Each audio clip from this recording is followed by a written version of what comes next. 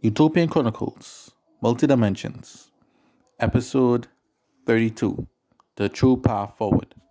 At war's end, only Sasa, Isdom, and the Caribs, who were not a part of the main Chevalier force, made it out alive, and were now wanted men and women. Chevalier and Fupop, along with Kovat, Dasa, Angela Byrne, Erot, and Alpenago, the Mod Gods, and the Kentamax all escaped together to Hell Tower Castle, where Chevalier was ready to make his last stand. Still, before the Empire can move against these lingering threats, plus the bank-run forces, they must first get their own houses in order. LaFleur Jr. found his father with the sword Utopia in a coma-like state, and it was unclear if he will wake up from it. Also, the Chancellor was dead and needed to be replaced. Worse still, due to the grief of losing Avion, Jenna went to follow him to the next life. Thus, two of the most prominent figures in the Empire were now dead. Also, Lord Molo and Kerry were gone, and the Bankrun Galaxies were in open rebellion against the Empire. In order to fix these threats, Alina, the Empress of Androsica, ordered some things around. She allowed Angelo to lay claim to his birthright and name him Lord of all Bankaron and Cardina.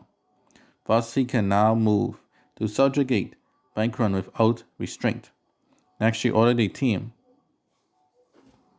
to get ready to go and face Chevalier in hell, for he must be stopped once and for all. So Andrew Jr., his wife Nia, Sonoma, Zen, Moron, and Maverick, and Grayton, and Andrew Sr., if he would wake up from his coma and ready to fight, were instructed to go. As for the rest, they would stay in the universe and the dimensional planes to keep the peace there. Elena and Zerlene, Andrew Sr.'s wives, went to his bedside at Utopian Castle, praying that he might get well.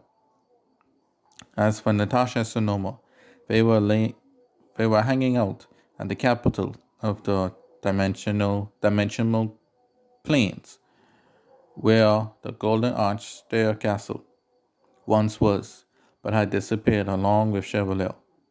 Sonoma wanted to spend some time alone with Natasha before he went on his final mission to end Chevalier. Also, Collagen and his forces also guarded the capital to protect the young princess. While alone together in a villa in town, Sonoma looked outside the night sky as Natasha sat on the ground and sipped tea. Natasha: Sonoma, it's been so long since we had time like this to ourselves, bestie. Sonoma replied, Yes, I know, my bestie. Natasha, blushing a little bit. Ah, yes, that we are besties.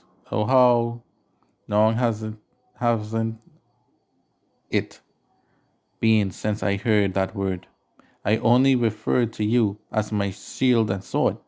Sonoma, looking at her. And that I still am, Natasha. Natasha.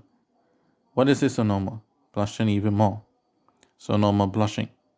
Well, I wanted to tell you when the time was right, and now I feel that, Natasha, whatever it is you want to say to me, say it. Let us always be honest with each other.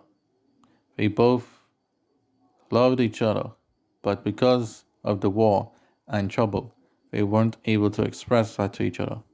Just when Sonoma was going to confess his love for his one and only bestie, a messenger had arrived with a stunning report. Messenger: Port! The forces of Zephyr and Serpina are heading this way. They look as though they're ready to form battle lines. Sonoma, rushing outside. I see it. The orange sun. It's an orange. My master, Akechi. Natasha, getting up. What? Godfather, why?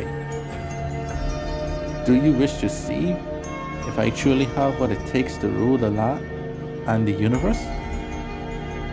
Hours earlier, the Sapino and Zephyr forces had recovered quickly after the war with Mogontezin. Now was the time to decide if he was still going to raise their banners against Anjosaka. Bahel, Sidia are all but gone militarily and have gone back to the galaxy to recruit.